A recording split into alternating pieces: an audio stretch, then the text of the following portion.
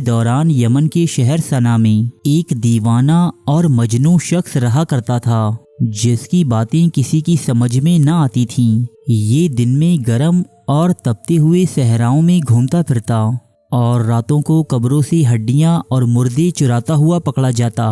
یہ شخص جسے آج دنیا عبداللہ الحضرت کے نام سے جانتی ہے، مصنف ہے دنیا کی سب سے خطرناک اور مشہور کالے جادو کی کتاب العزیف کا، جسے انگلش میں نیکرونومیکون کا نام دیا جاتا ہے۔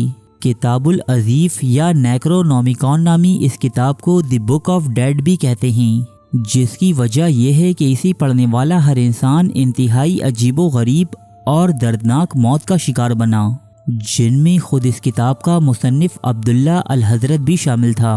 تاریخ میں گزرے بہت سی حکمرانوں نے کئی مرتبہ اس کتاب کو جلانے اور صفائی ہستی سے مٹا دینے کی کوششیں کیں، تاہم ہر مرتبہ کچھ لالچی افراد کے باعث یہ کتاب دنیا میں اپنا وجود قائم رکھنے میں کامیاب رہی۔ آج کتاب العزیف یا نیکرونومیکون کے صرف چند ہی نسخے باقی ہیں جو دنیا کی بڑے بڑے عجائب گھروں میں محفوظ ہیں۔ دوستو، کون تھا عبداللہ الحضرت؟ یہ خطرناک کتاب اس کے ہاتھ کیسے لگی اور اس کا انجام کار کیا ہوا؟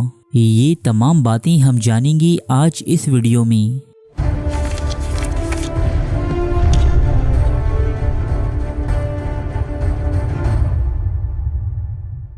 دوستو، عبداللہ الحضرت کا نام شاید آپ لوگوں نے پہلی مرتبہ سنا ہو، تاہم اہل مغرب میں اسی اپنی شہرائے آفاق کتاب دی نیکرونومیکون کے حوالے سے بہت زیادہ شہرت حاصل ہے۔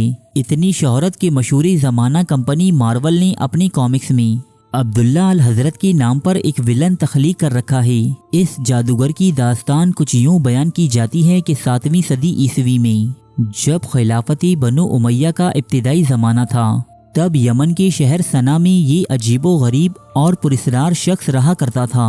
لوگ عبداللہ الحضرت نامی اس آدمی کو اس کی بے سروپا باتوں اور خلاف معمول عادات و اطوار کے باعث دیوانہ یا پاگل خیال کرتے تھے، لیکن اس پاگل شخص کو نہ جانے کس چیز کی تلاش تھی کہ یہ کئی دنوں تک بھوکا پیاسا محو سفر رہتا، ریگستانوں کی خاک چھانتا، قدیم کھنڈرات کی کھدائی کرتا، یہاں تک کہ ایک مرتبہ عبداللہ الحضرت نے دنیا کے قدیم ترین شہر بابل کا سفر بھی طے کیا۔ اس کے باوجود یہ دیوانہ اور مجنون اپنی منزل کو نہ پا سکا۔ مایوسی کے عالم میں عبداللہ الحضرت صحرائے عرب کے اس خالی حصے میں جا پہنچا جہاں انسان تو کجا جانور بھی نہیں پائے جاتے۔ صحرائے عرب کے اس بنجر اور ویران حصے کو ربیع الخالی کے نام سے پکارا جاتا ہے۔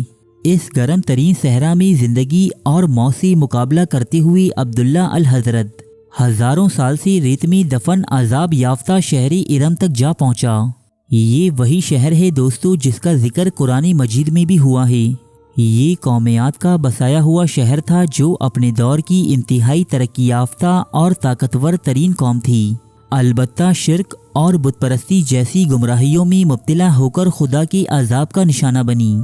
شہر ارم کے کھنڈرات کا مطالعہ اور معائنہ کرنے پر عبداللہ الحضرت کا تعارف قومیات کے 2 قدیم ترین دیوتاؤں سے ہوا۔ ان دیوتاؤں کے نام تھے یوگو سوتوت اور کوتولو۔ عبداللہ الحضرت نے صدیوں سے مٹی میں دفن ان بتوں کی عبادت کی اور ان کھنڈرات سے ملنے والی عجیب و غریب تحریروں کو اپنے ساتھ چرا لایا۔ اس کے بعد عبداللہ الحضرت پر ایک وجدان کی سی کیفیت طاری رہنے لگی۔ یہ ہر وقت مختلف خیالوں اور نیم غنودگی کی حالت میں کھویا رہتا۔ عبداللہ الحضرت اسی مدہوشی کی حالت میں اپنے اوپر منکشف ہونے والے خیالات تحریر کرتا رہتا، جسے بعد ازاں اس نے کتاب العزیف کا نام دیا۔ الحضرت کے مطابق یہ کتاب اس نے خود تحریر نہیں کی، بلکہ شہر ارم سے ملنے والے 2 بتوں نے اس کے خوابوں اور خیالوں میں ظاہر ہو کر اس سے یہ کتاب لکھوائی ہے۔ دوستو، عبداللہ الحضرت نامی اس مجنون شخص کی موت کا احوال بھی انتہائی حیرت انگیز بیان کیا جاتا ہے۔ قرون وسطیٰ کے معروف مورخ ابن خلکان لکھتے ہیں کہ اپنی موت سے قبل عبداللہ الحضرت دمشق نامی شہر میں رہائش پذیر تھا۔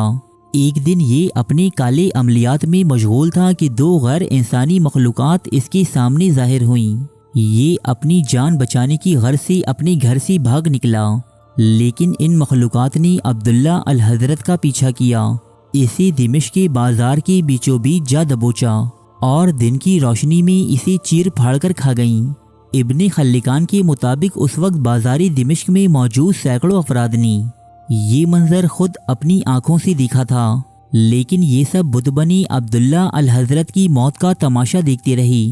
عبداللہ الحضرت کی موت کے بعد کتاب العزیف نامی یہ دستاویز ایک مسیحی شخص کی ہاتھ لگی جو اسے اپنے ساتھ قسطنطنیہ لے گیا۔ سن 950 عیسوی میں کسی نامعلوم شخص نے کتاب العزیف کا ترجمہ یونانی زبان میں کیا اور یہیں سے اسے پذیرائی ملنا شروع ہوئی۔ تاہم اس کتاب کے حیرت انگیز اور تباہ کن اثرات کو دیکھتے ہوئے قسطنطنیہ کے سب سے بڑے پادری مائیکل نے کتاب العزیف کے تمام نسخے جلوا دیے اور اسے تحریر کرنے یا پڑھنے پر پابندی عائد کر دی۔ اس امر کے باوجود کتاب العزیف کے لاطینی ترجمے یورپ کے مختلف ممالک میں گردش کرتے رہے، یہاں تک کہ سن 1232 عیسوی میں مسیحی پوپ گریگوری دی 9 نے اس کتاب پر سخت ترین پابندی عائد کی اور اسے پڑھنے والے یا اسے اپنے ساتھ رکھنے والے کی موت کے احکامات صادر کیے۔ اگلی چند صدیوں تک یہ کتاب گمنامی کے اندھیروں میں غرق رہی، یہاں تک کہ ملکہ الزبتھ اول کے ایک درباری جادوگر جان ڈی کے ہاتھوں کتاب العزیف کا ایک لاطینی نسخہ لگا اور جان ڈی نے اس کا ترجمہ انگریزی زبان میں کر دیا۔ تاہم یہ کتاب کبھی شائع نہیں ہوئی، بلکہ جان ڈی نے اسے صرف اپنے پاس ہی محدود رکھا۔ دوستو، جان ڈی ملکہ کا ایک قریبی فرد اور امیر و کبیر انسان تھا۔ اس کے باوجود جان ڈی کی موت انتہائی قسم پرسی، غربت اور لاچاری کی حالت میں ہوئی۔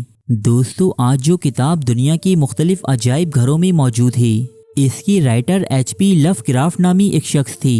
لو کرافٹ کے مطابق انہیں کتاب العزیف کا ایک قدیم یونانی نسخہ کسی جلی ہوئی لائبریری سے ملا تھا۔ حیرت انگیز بات یہ ہے کہ لو کرافٹ نامی یہ رائٹر بھی اپنی موت سے قبل انتہائی گہرے ڈپریشن میں مبتلا ہو چکا تھا۔